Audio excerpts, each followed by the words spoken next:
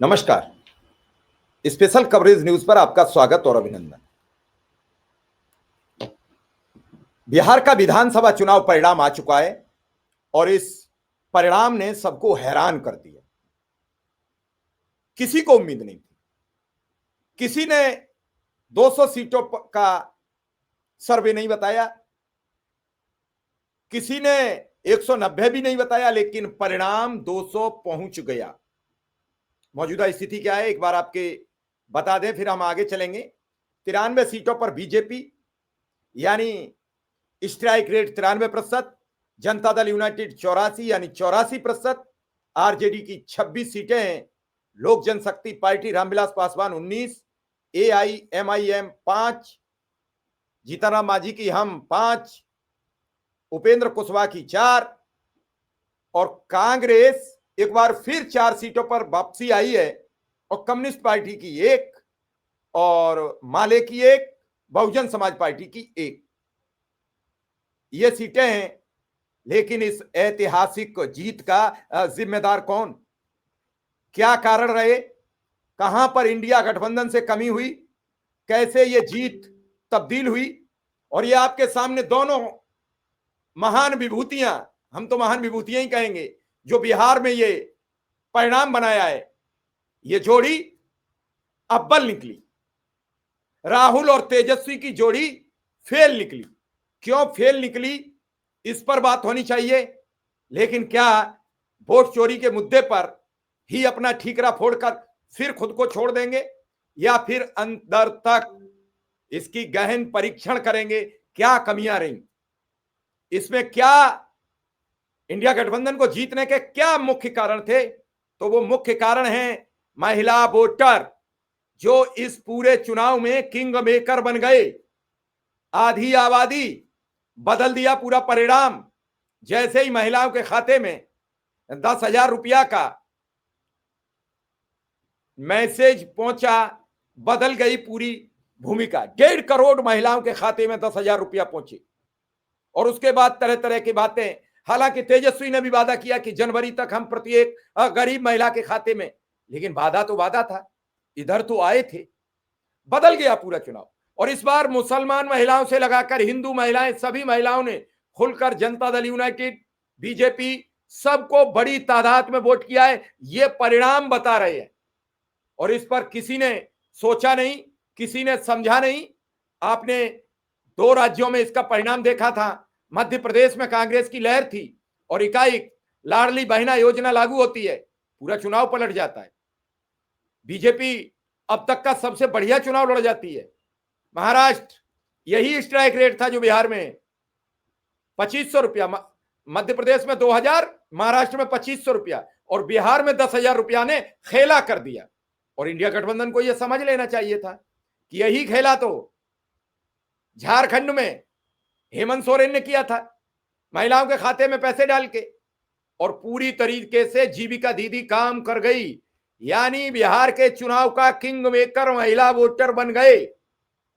महिला वोटर का जो आकलन था हर चुनाव में 5% रहता था, वो इस बार 10% था, यानी 10%। और नीतीश कुमार जो संगठन के माहिर खिलाड़ी हैं, उन्होंने कहा था कि महिलाओं के वोट ज्यादा से ज्यादा पड़ने चाहिए और महिलाओं ने बढ़ चढ़कर मतदान में हिस्सा लिया, बढ़ चढ़कर वोट डाले। पूरी फिजा बदल चुकी है। आरोप कोई लगाए, कांग्रेस के प्रवक्ता पवन खेरा का आ गया था आरोप, वोट चोरी का, ईवीएम का, सबका आरोप। हम सारे आरोप स्वीकार करते। क्या अंतर मन में झांक रहे हो? क्या आपके पास जमीन पर स्ट्रक्चर है? क्या आपके पास संगठन है? क्या आपके संगठन का दायरा है? इस पर कोई बात नहीं करता, इस पर कोई बदलाव की चर्चा नहीं करता। क्या आरजेडी और कांग्रेस की केमिस्ट्री बनी? आपने तो कहा हम 11 सीटों पर 9 सीटों पर आपसी मेलजोल से लड़ रहे हैं, सारी सीटें हार गए आपसी मेलजोल की। क्या जरूरत थी? अरे 29 सीटों पर चिराग पासवान ने उम्मीदवार घोषित किए और 1 सीट पर जित पे अड़ गए नीतीश कुमार। चिराग पासवान का उम्मीदवार तत्काल वापस ले लिया बीजेपी ने। यह होता है आपसी केमिस्ट्री। आप अंतिम दिन तक नहीं फैसला कर पाए। मुकेश सहनी, आपके पास सिर्फ 3 जाति का वोट रह गया, बाकी सारा वोट आपके बयानों से, आपकी बातों से और आपके प्रवक्ताओं ने खो दिया। क्या उस पर कभी विचार किया?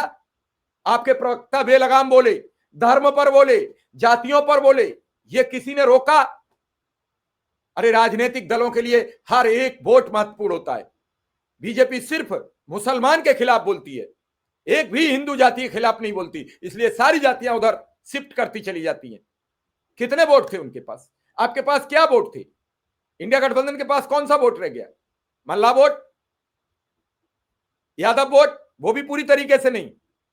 और आपके पास था मुस्लिम वोट, वो भी पूरी तरीके से नहीं। परिवार का विद्रोह, सब लड़ाइयां खुलकर मैदान में आ चुकी थी। और अब तेजस्वी यादव चुनाव हार रहे हैं, तेज प्रताप चुनाव हार चुके हैं, कांग्रेस के सभी किले ढह गए। अब अंतिम दौर में तेजस्वी ने हारते हारते अपनी जीत का एक पैगाम दिया है, 5-4 वोट से अब आगे हुए हैं। और अब जीत भी जाए तो करेंगे क्या? सवाल यह है कि अगला मुख्यमंत्री अब बिहार का कौन होगा? ये तस्वीर आप देख रहे हैं, ये तस्वीर इस जोड़ी ने इतिहास रच दिया है।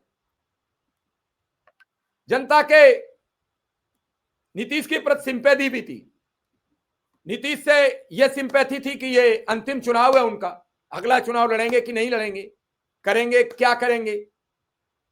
और जनता ने उन्हें बड़ी भूमिका में दिखा दिया। आज नीतीश हीरो बनकर उभरे हैं। चर्चा थी कि सबसे बड़ी पार्टी होंगे, हालांकि सबसे बड़ी पहली बार बीजेपी शतक के नजदीक पहुंचते पहुंचते बची है। और अगर यही आंकड़े रहते, यही सब कुछ रहते और इसी तरीके के पैटर्न पर चुनाव होता और बीजेपी अकेले लड़ी होती, तो क्या 200 सीटों से पार जाती बीजेपी? मेरा सवाल है। लेकिन नहीं, नीतीश और उनकी आपस की केमिस्ट्री बहुत अच्छी थी। उनका मीडिया उनकी लड़ाई नहीं दिखाता था, इधर का मीडिया इधर की भी लड़ाई दिखाता था, उधर की भी लड़ाई दिखाता था, झूठा साबित होता गया। साथ में कुछ ऐसे जाबाज यूट्यूबर जो आपके साथ घूमते हैं माइक लेके, और आपका अपार भीड़, अपार जनसमूह, अपार सैलाब, अपार वोट, अपार जीत, अपार वृद्धि अंतिम दिन तक। सबसे बड़ी भूमिका यहां उत्तर प्रदेश के डिप्टी सीएम केशव प्रसाद मौर्य की रही, जो चुनाव के सह प्रभारी थे, सह संयोजक थे। और उन्होंने पूरा पिछड़ा वर्ग लामबंद किया। और आज उन्होंने नारा दिया है, मगध हराया है, अवध भी हराएंगे, उत्तर प्रदेश में 2017 दोहराएंगे। अखिलेश यादव के लिए मुसीबत पैदा हो गई है। यह चुनाव रोजगार पर नहीं हुआ, यह चुनाव पेपर लीक पर नहीं हुआ, यह चुनाव महंगाई पर नहीं हुआ, यह चुनाव बिहार की व्यवस्था पर नहीं हुआ। और सबसे बड़ा इसमें जो रोल निभाया वो AIMIM ने निभाया। और प्रशांत किशोर ने इंडिया गठबंधन का बंटाढार करने में कोई कोर कसर बाकी नहीं छोड़ी। इस चुनाव ने कई चीजें सिखाई हैं। अगर इस चुनाव को सीख कर भी उत्तर प्रदेश के पूर्व मुख्यमंत्री अखिलेश यादव ने नहीं सोचा, नहीं समझा, तो उत्तर प्रदेश के भी हालात बड़े विपरीत होंगे। ये जोड़ी अब कब तक चलेगी, कब तक ये दोहराएगी, ये ऐतिहासिक परिणाम कोई बदल पाएगा, कोई रोक पाएगा? हरियाणा के बाद जो शुरू हुआ जीत का सिलसिला, वो थम नहीं रहा है। पहले लगा 4 राज्यों में चुनाव हुआ, 2 राज्य इंडिया गठबंधन ने जीते, 3 राज्य बीजेपी ने जीते, 2 राज्य। और अब बिहार में जाके तो फिर अलग थलग हो गया मामला।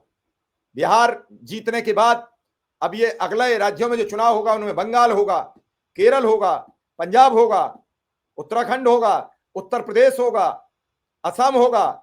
अब असम में उनकी सरकार है, तो जहां जिसकी सरकार होगी वो महिलाओं को खुली छूट देगा। अब इसमें समस्या आएगी बंगाल में। बंगाल में केंद्र में सरकार नरेंद्र मोदी की है, केंद्र सरकार महिलाओं को क्या योजना लॉन्च कर दे, राज्य सरकार महिलाओं को क्या योजना लॉन्च करे, दोनों में कंट्राडिक्ट रहेगा, दोनों में लड़ाई रहेगी और इसमें लाभ मिलेगा महिलाओं को। तो ये लड़ाई, इसी लड़ाई में हेमंत सोरेन ने विजय पाई थी और बीजेपी देखती रह गई। बीजेपी 25 सीटों पर सिमट गई थी झारखंड में। और यही हाल, बुरी पराजय एनडीए की रही कि महिला वोटर किंग मेकर बनकर उभरी और महिलाओं ने एक तरफा वोट करके एक तरफा जीत एनडीए गठबंधन की करा दी है। अब कई विश्लेषण होंगे, कई तरीके होंगे। फिलहाल जो पहला मामला नजर में आया, पहला मामला सामने आया, वो साफ साफ इंगित कर रहा है कि महिला वोटरों ने रच दिया इतिहास, किंग मेकर बनी। बिहार में इंडिया गठबंधन को यानी महागठबंधन को बुरी तरीके से धूल चटाकर मामला साफ कर दिया। अब तेजस्वी सोचे पारिवारिक लड़ाई लड़ेंगे, संजय यादव की बात मानेंगे, तेज प्रताप भाई की मानेंगे। लालू प्रसाद यादव 10 बजे कार्यालय छोड़कर चले गए थे। उन्होंने प्रयास किया था, पारिवारिक विद्रोह रोकने का प्रयास किया, रोका भी, लेकिन संजय यादव के सामने वो भी हताश नजर आए। उन्हें लगा बेटा मेरे सामने एक बार सीएम बन जाए, मेरे मन की आशा पूरी हो जाए।